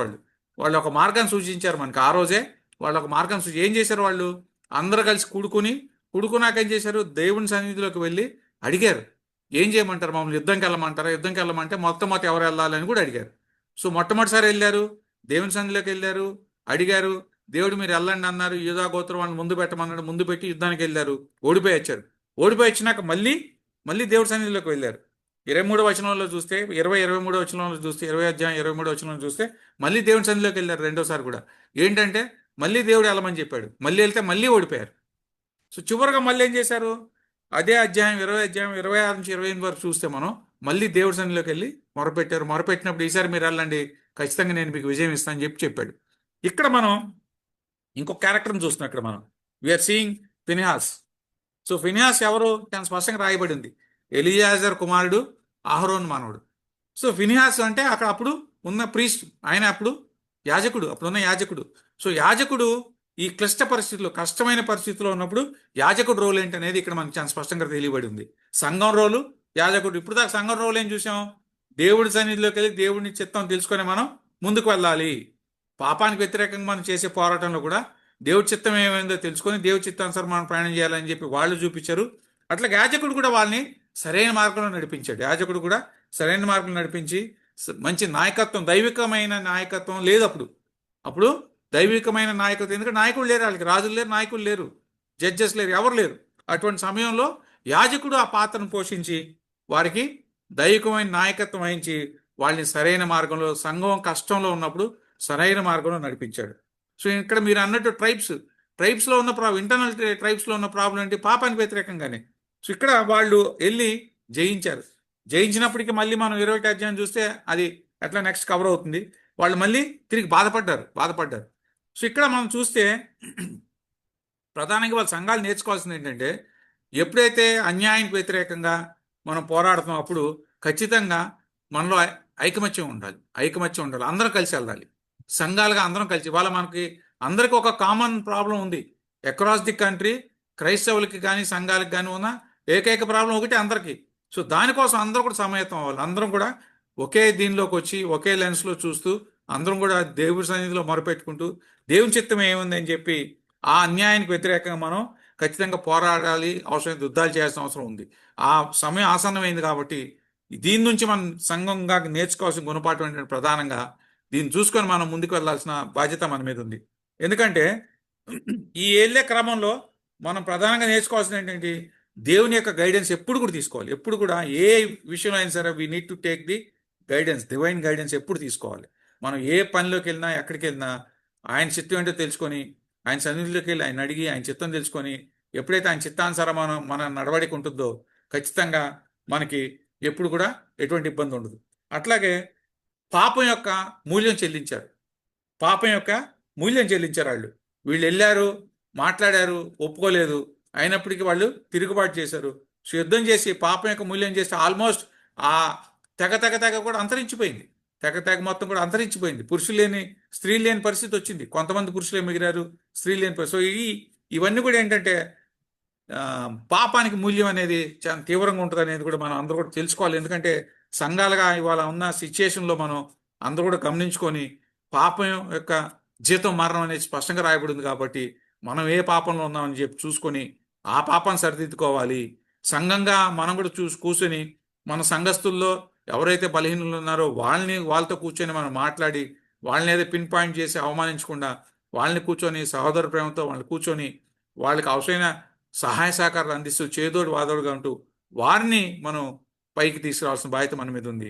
ఇవి ప్రతి సంఘాల్లో కూడా, అనేక సంఘాల్లో కూడా ఈ సమస్యలు ఉన్నాయి. సో ఈ సమస్యల్ని మనం ఎలా పరిష్కరిస్తాం అనేది ఇది చాలా గుడ్ ఎగ్జాంపుల్. ఒకటి, లార్జర్ ఎక్స్టెంట్లో చూస్తే మ్యాక్రో పక్కన పెడితే మైక్రో లెవెల్లో ఏ సంఘానికి ఆ సంఘం చూసుకొని ఆ సంఘంలో ఎవరెవరికి మనం సహాయ సహకారాలు అందించాలి, ఎవరిని మనం లేవనెత్తాలి, ఎవరు పడిపోయే పరిస్థితిలో ఉన్నారని చూసుకొని ప్రతి ఒక్క కుటుంబాన్ని కూడా మనం గమనించుకుంటూ ఒక్కొక్క కుటుంబాన్ని సరిదిద్దుకుంటూ అందరిని ఒక తాటి మీద తీసుకొచ్చినప్పుడు ఆ సంఘం సాధించే విజయాన్ని చూసి మిగతా సంఘాలు కూడా ఆటోమేటిక్గా వస్తాయి. ఇవాళ చూస్తున్నాం మనం, అనేక సంఘాలు ఉన్నాయి, ఒక్కో సంఘం నుంచి ఒక్కో సంఘం నేర్చుకుంటున్నాం. లేదా ప్రభుత్వాలు ఉన్నాయి, ఈ రాష్ట్రం నుంచి ఇంకో రాష్ట్రం నేర్చుకుంటుంది.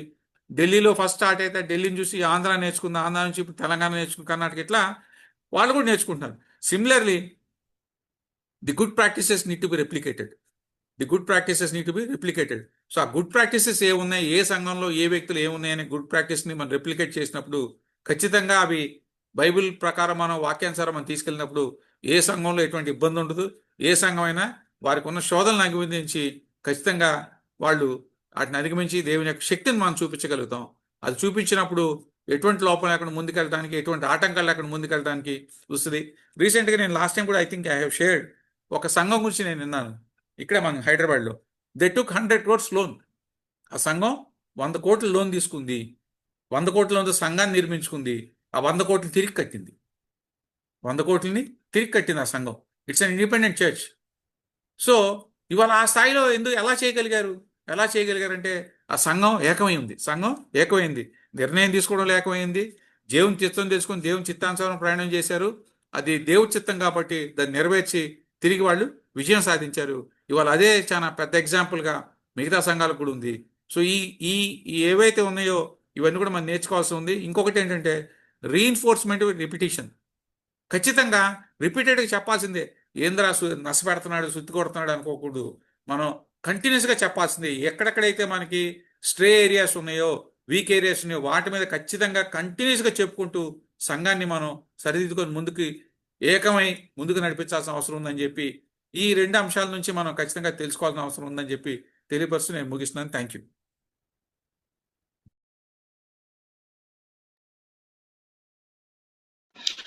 థ్యాంక్ యూ విజయ్ గారు. క్రైస్తవ సమాజము నేటి కాన్ఫ్లిక్ట్స్ ఎలా రిజాల్వ్ చేసుకోవాలి, మన సమాజం ముందున్న ఛాలెంజెస్ ఎలా ఎదుర్కోవాలి అన్న అంశాలను చాలా చక్కగా మీరు మీ సందేశంలో వివరించారు. Thank you very much. 4వ ప్రశ్న గౌరవనీయులు పాస్టర్ గారికి. సార్, న్యాయాధిపతుల గ్రంథంలోని గ్రంథం నేటి క్రైస్తవ సమాజానికి ఇచ్చే సందేశం ఏమిటి? ప్రార్థన ఆశీర్వాదంతో ఈ యొక్క పాడ్కాస్ట్ను ముగించండి. Thank you very much sir. Thank you Sagar. న్యాయాధిపతుల గ్రంథంలో చూసినట్లయితే ఆఖరి వచనము, మరి ఆ దినంలో ఇశ్రాయేలుకు రాజు లేడు, ప్రతి వాడును తన ఇష్టానుసారంగా ప్రవర్తించుచు వచ్చెను. ఇది రెపిటేషన్ ఆఫ్ 17:6 17:6 చూసినట్లయితే ఆ దినంలో ఇశ్రాయేలుకు రాజు లేడు, ప్రతి వాడును తన ఇష్టానుసారంగా ప్రవర్తించుచు వచ్చెను. ప్రాబ్లం ఎక్కడ వస్తుందంటే దేవుడు లేకపోవడమే. నా ఇష్టానుసారంగా నా చిత్తం నెరవేర్చుకోలేదు, దేవుని చిత్తం కాదు. సో అప్పుడు ప్రాబ్లం వస్తుంది. So will be away from God. దేవునితో సంబంధం లేకుండా మన ఇష్టానుసారంగా జీవిస్తున్నాము. న్యాయాధిపతుల్లో ప్రిన్సిపల్ నెంబర్ 1 అంటే విధేయత, అవిధేయత 2. విధేయత చూపించినప్పుడు దేవుని యొక్క ఆజ్ఞలకు, దేవుని యొక్క కట్టడలకు విధేయత చూపించినప్పుడు దేర్ విల్ బి పీస్, శాంతి, సమాధానాలు ఉంటాయి. నువ్వు అవిధేయత చూపించినట్లయితే అప్రెషన్, మరి అంతేకాదు మరి చావు, మరణం వస్తూ ఉంది. So but God is faithful. దేవుడు ఏంటంటే ప్రేమ కలిగినటువంటి దేవుడు. నీకు సమయం ఇస్తానే ఉన్నాడు. నువ్వు మారుమనసు పొందాలి, నువ్వు ఫాగివ్ కావాలి, నువ్వు విరిగి నలిగిన హృదయంతో దేవుని దగ్గరికి రావాలని God is waiting. And God is always right. Is waiting for you. మరి ఈ యొక్క జడ్జెస్ ఒక సైకిల్ ఆల్రెడీ బ్రదర్ సాగర్ గారు చెప్పారు. మరి ఇజ్రాయెల్ దేవుణ్ణి మరి ఆరాధిస్తూ ఉండగా సడన్ గా ఇజ్రాయెల్ పాపంలో పడుతుంది, విగ్రహారాధనలో పడుతుంది. దానివల్ల ఏమవుతుందంటే ఇజ్రాయెల్ను ఈజ్ బీయింగ్ ఎన్స్లేవ్డ్ అంటే బానిసలుగా మార్చబడుతుంది. చుట్టుపక్కల అమ్మోనియలను, ఫిలిస్తీన్లను, మోయాబీలను, మెస్పటోమియా వాళ్ళను ఈ విధంగా రేపి వాళ్ళు అణిచివేస్తా ఉన్నారు. వాళ్ళు ఈ ఆపరేషన్లో ఏమైతుందంటే వాళ్ళు దేవునికి మొరపెడతా ఉన్నారు. They cry to the lord. పశ్చాత్తాపడి, ప్రభా మాది పొరపాటు అయిపోయింది, మమ్మల్ని క్షమించుంటే గాడ్ ఈస్ ఫర్గివింగ్. దేవుడు మన ప్రార్థన వేసి ఒక జడ్జిని ఆయన లేపుతాడు. ఆ జడ్జిని మనకు ఏర్పరిచేటప్పుడు ఆయన ద్వారా మరి వీళ్ళు ఆ బానిసత్వం నుంచి విమోచింపబడతారు. తర్వాత శాంతి ఉంటుంది. అంతేకాదు దేవుని నిజంగా ఆరాధిస్తూనే ఉంటారు. సడన్ గా మళ్ళా వాళ్ళు పాపం పడతారు. వాళ్ళు దేవుని మర్చిపోయి మళ్ళా విగ్రహారాధనలు పడడం, మళ్ళీ దేవుడు మళ్ళీ చుట్టుపక్కల వాళ్ళని శత్రువులను లేపడము, వీరిని బానిసలుగా చేయడము, వీళ్ళని సప్రెస్ చేయడము, అంతేకాదు వాళ్ళని బాధ పెట్టడం. వారు బాధపడుతున్నప్పుడు, వారు మొరపెట్టినప్పుడు మళ్ళా దేవుడు మరి ఒక న్యాయాధిపతిని లేపడం. ఈ విధంగా ఇట్స్ ఎ సైకిల్. సో ఈ సైకిల్స్ తో చూసినట్లయితే గాడ్స్ పర్పస్ ఏంటంటే మరి దేవుని బిడ్డలుగా యూ షుడ్ నెవర్ కాంప్రమైజ్. రాజీ పడకూడదు. దేవుడు ఇచ్చిన ఆజ్ఞను టోటల్గా మనం పాటించాలి.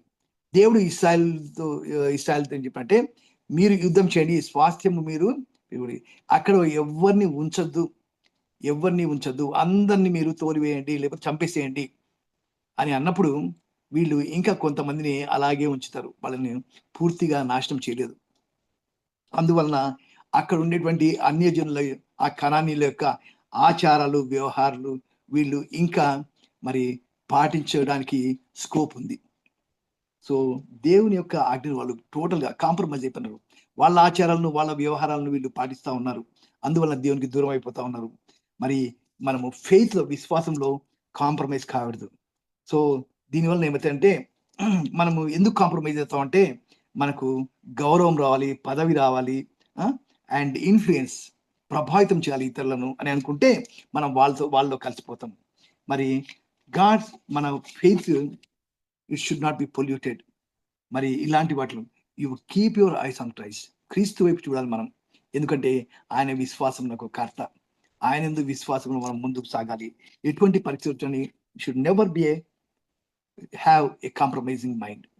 సో అంతేకాదు అపోస్టఫసీ, దేవునికి దూరంగా ఉండడము, మరి దేవుడిచ్చిన ఆజ్ఞలు పాటించకపోవడము, మరి నువ్వు చేస్తున్నావంటే మరి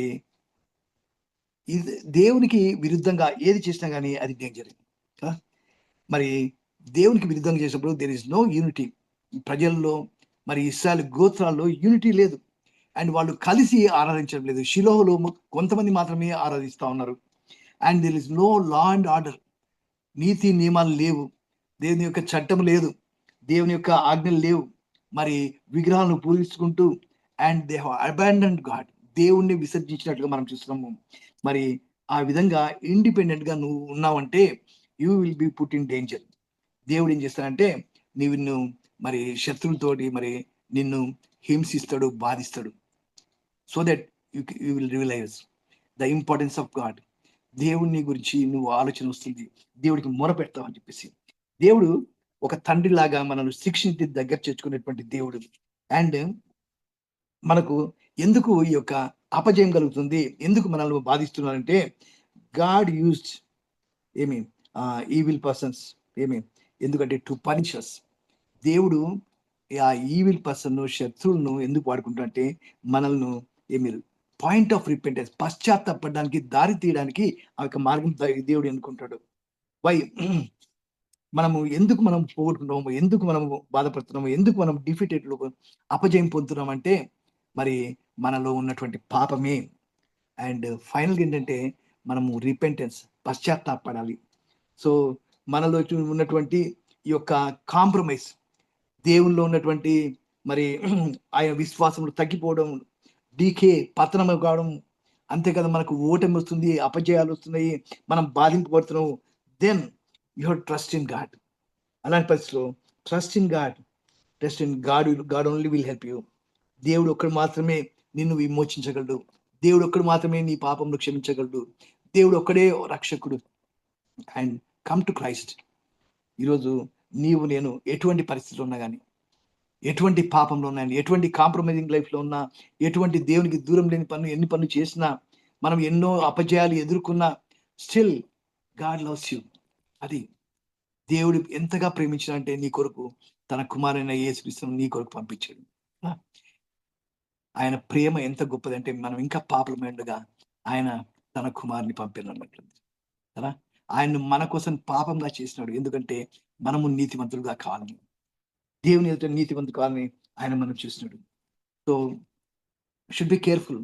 దేవుని బిడ్డలుగా మనం జీవిస్తున్నప్పుడు సమ్ పీపుల్ మళ్ళా క్రూరమైన తోడేళ్ల వలె మనం మతంలోకి లేకపోతే మన యొక్క దేవుని యొక్క వర్షిప్ లోకి మరి ఎంటర్ అయ్యే వాళ్ళు ఉన్నారు. అపోస్తల కార్యము 20 అధ్యాయము 28, 29 వచనాలు ఒకసారి చూసినట్లయితే, అపోస్తల కార్యము 20, 28, 29 వచనాలు చూద్దాం ఒకసారి. నేను వెళ్ళిపోయిన తర్వాత క్రూరమైన తోడేళ్లు మీలో ప్రవేశించడం నాకు తెలియను. వారు మందను కనిపరు మరియు శిష్యులు తమ వెంట ఈడ్చుకొని పోనని వంకర మాటలు పలుకు మనుషులు మీలోనే బయలుదేరు. చాలా జాగ్రత్తగా ఉండాల. నీవు దేవుణ్ణి నిజంగా ఆరాధిస్తున్నప్పుడు, నిజంగా దేవుని బిడ్డైనప్పుడు, దేవుని సంఘం ఉన్నప్పుడు మరి అనేకులు వంకర మాటలు పలుకు మనుషులు మీలోనే బయలుదేరుతారు. చర్చ్లోనే దేవుడు ఏం చేస్తాడంటే మరి సాతాను ఏం చేస్తాడంటే వాళ్ళు కొంతమందిని ఏర్పరచుకుంటాడు. దేవుని పని చెడగొట్టాలి, దేవుని సంఘం నాశనం కావాలి అని క్రూరమైన తోడేళ్ల వల్ల ప్రవేశిస్తారంట. వాళ్ళు మామూలుగానే ఉంటారు, వాళ్ళు మామూలుగా సంఘానికి వస్తారు, కానీ వారు మనల్ని ఈడ్చుకొని పోవడానికి రెడీగా ఉంటారంట వంకర మాటలు చెప్పి. సో చాలా జాగ్రత్తగా ఉంటారు. అందుకని ఏసేయమంటున్నాడంటే మరి మత్తయి సువార్త 7వ అధ్యాయం చూసినట్లయితే, మత్తయి సువార్త 7వ అధ్యాయంలో దేవుడు ఏమంటున్నాడంటే, అబద్ధ ప్రవక్తలను గురించి జాగ్రత్త పడి వారు గొర్రెల చర్మములు వేసుకుని మీ యొద్దకు వస్తారని, వారి లోపల క్రూరమైన తోడేళ్లు, వారి ఫలముల వలన మీరు వారిని తెలుసుకుంది. అందుకని we should be very careful. సేవకుడికి, బోధకుడికి how about his personal life? పేరుకు బాగానే ఉంటారు, దే విల్ లుక్ గుడ్, కానీ వీళ్ళు అబద్ధ గొర్రె చర్మములు వేసుకొని మీ యొద్దకు వస్తారు, కానీ వారు లోపల క్రూరమైన తోడేలు. Should be very careful, should have discernment. దేవుని బిడ్డలుగా మనం చాలా జాగ్రత్తగా ఉండాలా.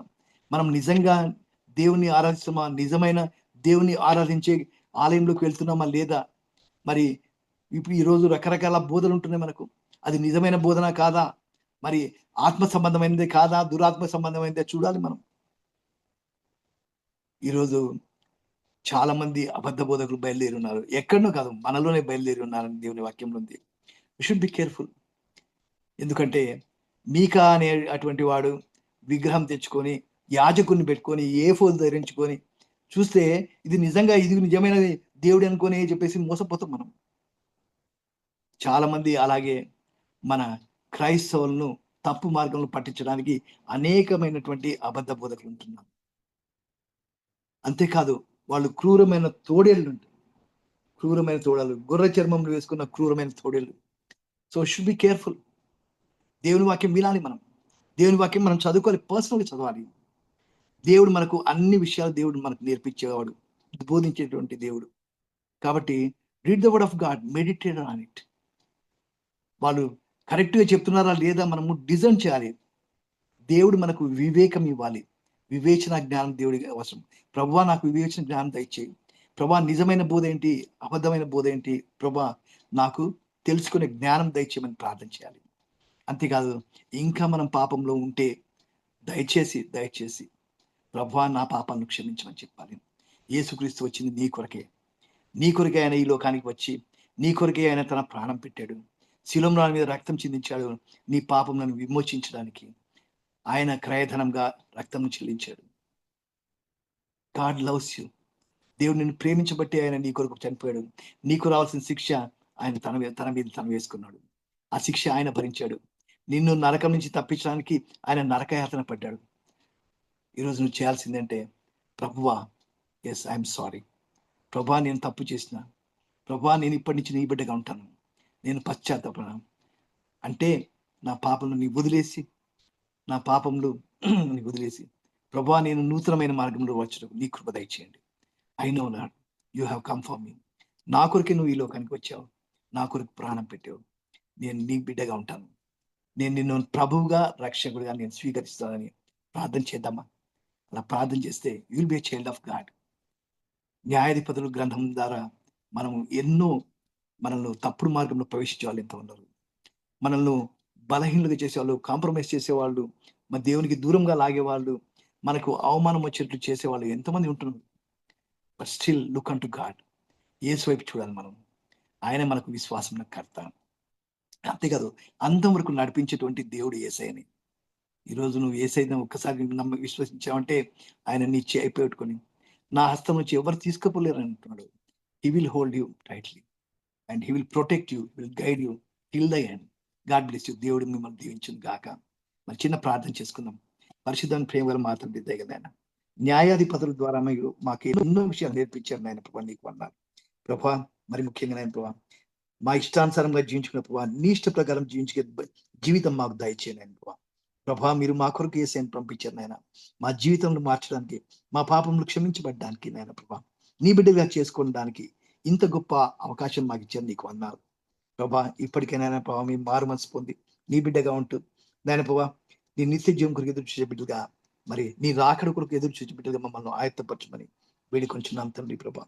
వింటున్న ప్రతి శ్రోత మీద దీవించి ఆస్వాదించమని నీకే స్తుతులు చెల్లిస్తూ, నీకే మహిమ ప్రభావాలు ఆరోపిస్తూ మా ప్రభువుని రక్షకుని యేసుక్రీస్తు పేరిట ప్రార్థించి అడిగి వేడుకొంచున్నాం తండ్రి. ఆమేన్, ఆమేన్.